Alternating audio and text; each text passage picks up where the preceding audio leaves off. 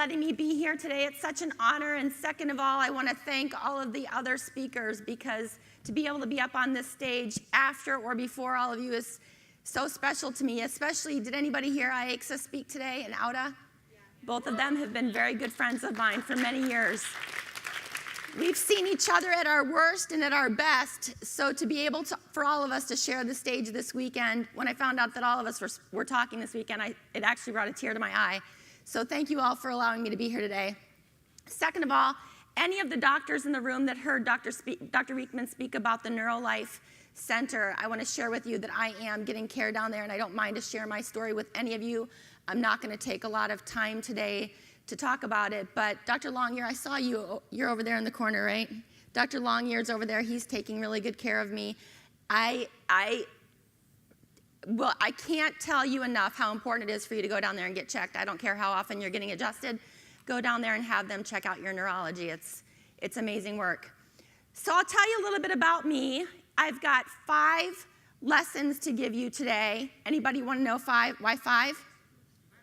Why 5? Anybody know what the number 5 is in Mandarin Chinese? Anybody? Wu? See? Wu, right? Everybody give me a woo. Woo! Okay, good. That's why it's 5. If you saw the movie Focus, you know why I picked that number, but that's why I picked 5. So I'm going to give you 5 lessons today, and then hopefully you'll go home with a little bit more than what you came with. So about me, I grew up on a dairy farm in Wisconsin, and I know that there's some people over here from Wisconsin. I started at Palmer. I graduated from Life. I transferred halfway through. I'm a 96 graduate of Life. I practiced in Tennessee for the first 10 years, and in 2007, I had a tragedy happen between me and my husband, who's now my ex-husband. We had a tragedy happen in our family, so we decided to sell that practice in 2007 and move back to the Midwest to be closer to family. So 2008, January 8th, we moved from Johnson City, Tennessee, back to Wisconsin. And for the first 6 months, we really didn't even know what we were going to do, because we were burnt out on everything, burnt out on life, and decided 6 months later that all we knew was chiropractic. So we were going to open up another chiropractic practice. A few months into the practice, my ex-husband and I, we were still married at the time, we couldn't get over the tragedy that we had gone through, and I was suicidal. So we've all heard different stories about fear this weekend, right? Well, what makes people suicidal is fear, right? The fear of not being able to overcome what they're going through. So I was suicidal. So I called up my mentor, Larry Markson, because I knew that if anybody in this world could help me, it would be him. I called him up, and this is what he asked me. He said, "Dawn, do you have faith?" I don't know. I didn't grow up in a religious household. The only God that I knew was the one that told my dad to take away my Kiss albums because they were satanic worshipers. So I really didn't know what he meant when he said, "Do you have faith?" And he said, "No, do you know that there's something out there? That there's something that controls everything, like the universe?" And I said, "Well, yeah, I suppose." And he said, "Well, then you know that faith and fear can't coexist." And that's the one quote that kept me going. That kept me going on a daily basis, was knowing that as long as I had faith, I was going to make it through. So I grew my practice. I followed Larry. I did everything that he told me to do. And that's the lesson number 1, faith and fear can't coexist. Lesson number 2 is the 2 ways that he told me you could grow a practice. Number 1 is healthcare class. And even though there's a lot of doctors out there that say that they don't work, do you know why they don't work?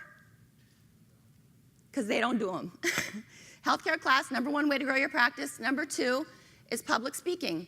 So Larry told me, get out there and talk to everybody. Go to every organization, every company, every school, every place that you can go that's going to hear your voice, and talk to them.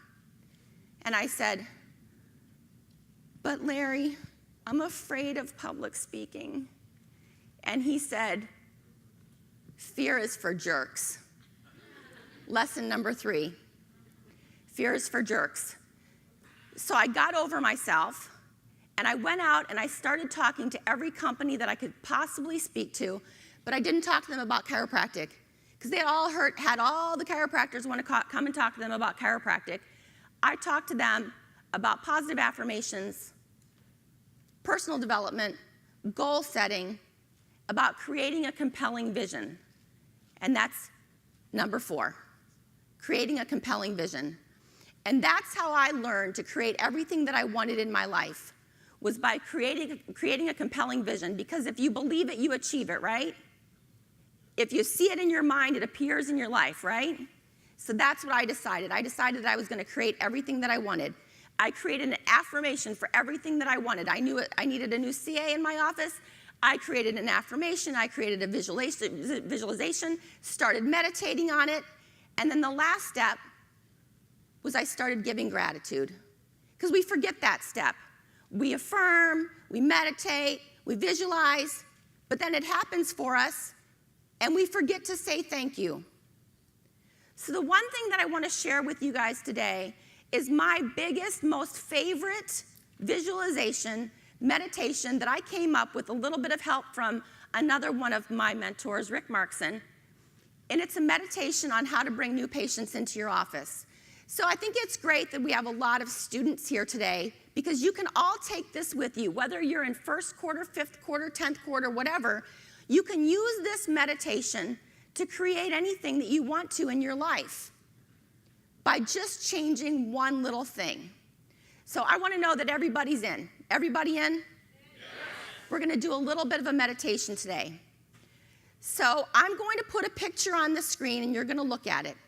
I'm going to give you a little bit of time to look at the picture. All you got to do is stare at it for a few minutes, and then we're going to go through just a small meditation. Fair enough? Yes. Make sure you make note that the faucets and the sink are all golden.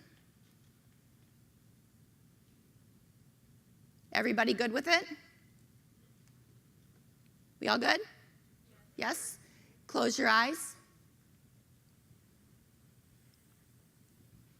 You are standing in the waiting room or reception area, whatever you want to call it, of your office. The entire room is white. And in the corner, there stands a golden sink. And the faucets are golden. You slowly walk up to the sink and turn on the faucets. And instead of water coming out of the faucet, you have every perfect patient. They're the patients that pay, play, have fun, respect you, love chiropractic, believe in vitalism, show up on time, refer their friends, refer their families. They don't vaccinate their children. They believe in a drug-free life. They eat healthy, and they exercise, all flowing out, continually flowing out of the faucet. Now you press the button to make sure that the drain is open. And even though we like to ignore it, we all know that every once in a while we have one of those patients that comes into our office that we really don't resonate with. They really don't belong in a chiropractic office. So we're going to keep that drain open. And every patient that isn't in alignment with your belief system is going to flow out of the drain. And you have a continual flow of new patients, all the new patients that you want into your office. You leave the faucets on. You walk away from the sink,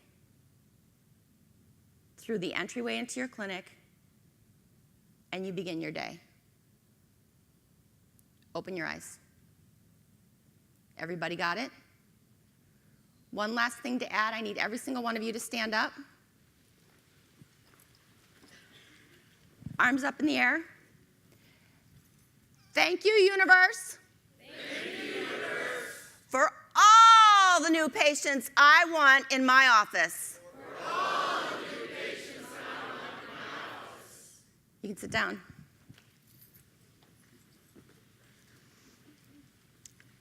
So along with that, I coach other chiropractors in practice, and one of the things that I don't believe in is numbers. Because you can go from seminar to seminar to seminar to seminar, and all these different chiropractors talk about numbers. And I don't believe in numbers, because numbers just are numbers. What it's all about is helping one at a time. And if you believe you will achieve, they will come to you. Create it in your mind, create it in your heart, and whatever you decide you want in your life is going to come. Visualize it, affirm it, meditate on it, give gratitude for it before it even happens, and it'll come to you. So lastly, like Sharon said, I'm the Impact Tour Director at Life University. Go out there and make an impact on the world. That's what chiropractic does.